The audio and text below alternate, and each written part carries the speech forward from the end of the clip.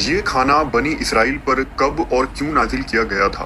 کیا یہ غذا جنت سے آیا تھا یا زمین پر پیدا ہوا تھا؟ بنی اسرائیل نے ایسی کیا نافرمانی کی تھی کہ اس کا اثر آج تک ہر طرح کے کھانے میں موجود ہے؟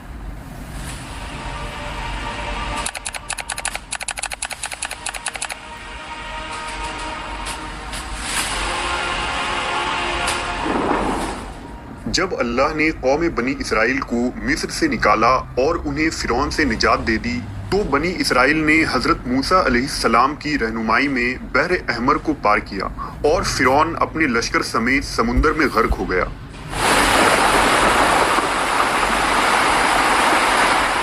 جب حضرت موسیٰ کو کچھ اطمینان نصیب ہو گیا تو اللہ کا حکم ہوا کہ آپ بنی اسرائیل کے اس لشکر کو لے کر ارض مقدس یعنی شام میں داخل ہو جائیں، جس مقدس سرزمین کا وعدہ بنی اسرائیل سے لیا گیا تھا اور جو انہیں عطا کی جانے والی تھی۔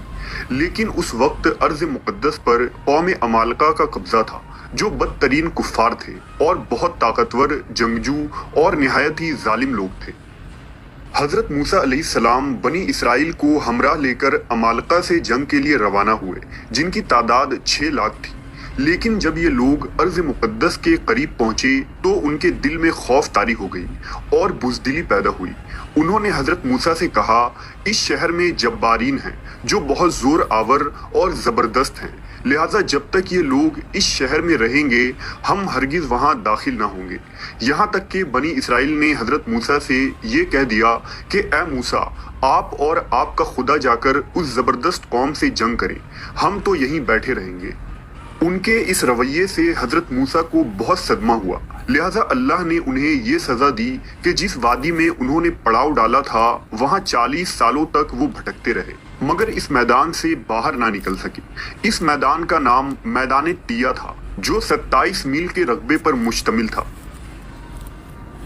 روایت ہے کہ بنی اسرائیل کے لوگ سامان اٹھا کر سارا دن چلنے کے بعد رات ایک جگہ پر پہنچتے اور جب صبح ہوتی تو وہ وہیں موجود ہوتے جہاں سے وہ چلے تھے۔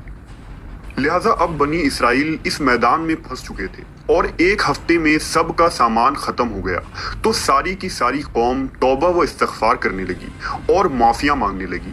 میدان تیہ میں ہونے والے اس سخت امتحان اور مشکلات کو دیکھ کر حضرت موسیٰ علیہ السلام کو اپنی قوم پر رحم آیا۔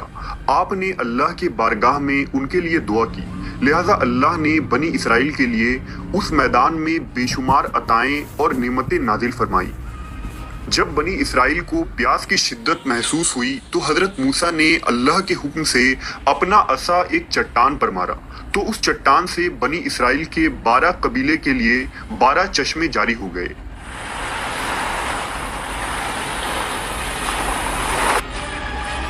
چونکہ یہ وادی وسیع میدان پر پھیلا تھا، وہاں سر چھپانے کے لیے کوئی جگہ نہ تھی اور دن کے وقت سورج کی دھوپ اور تپش سے بنی اسرائیل بدحال ہو جاتے تھے، لہٰذا دھوپ سے بچاؤ کے لیے ایک بہت بڑا سفید بادل سارا دن بنی اسرائیل کے لوگوں کے لیے سایہ کرتا تھا۔ اس کے علاوہ رات میں میدان کے بیچوں بیچ ایک چمکدار ستون اترتا تھا جس کی روشنی میں وہ لوگ کام کاج کرتے۔ اس کے علاوہ بھی اللہ نے ان پر بہت سی عنایتیں کی تھیں۔ انہی عنایتوں اور نعمتوں میں ایک نعمت من و سلوہ تھا۔ دراصل اللہ نے ان لوگوں کے کھانے کے لیے آسمان سے 2 قسم کے غذا اتارے تھے، ایک کا نام من اور دوسرا کا نام سلوہ تھا۔ من شہد جیسی میٹھی غذا تھی۔ انجیل کے کتاب خروج میں لکھا ہے کہ جب وہ شبنم سوکھ گئی تو انہوں نے دیکھا کہ میدان میں چھوٹی چھوٹی گول چیز پڑی ہے جیسا کہ پالے کے دانے ہوتے ہیں۔ بنی اسرائیل اسے دیکھ کر کہنے لگے، من یعنی یہ کیا ہے؟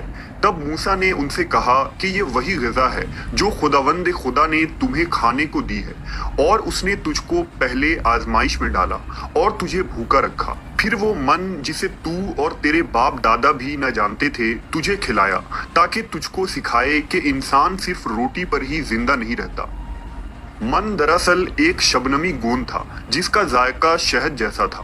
یہ گوند وہاں کے پیڑ پودوں کے پتوں پر جمع ہو جاتا تھا اور بنی اسرائیل روز اسے صبح سویرے جمع کر کے کھا لیتے، جو ہر شخص کے لیے تقریباً 4 کلو اترتی تھی۔ جو شخص اس وقت سویا رہتا تھا وہ اس دن کے خوراک سے محروم رہتا تھا۔